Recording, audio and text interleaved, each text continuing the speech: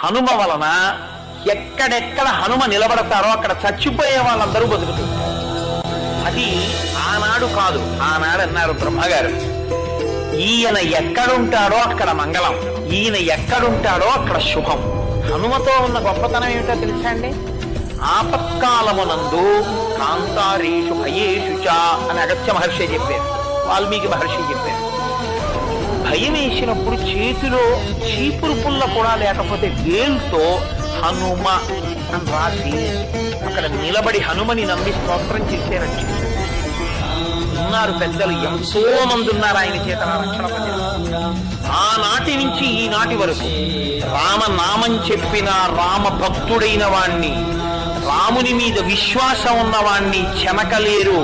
హనుమ సర్వదా కాపాడుతుంటారు అలాంటి వాళ్ళని. వాళ్ళ జోలికిడితే ప్రమాదాలు వస్తాయి.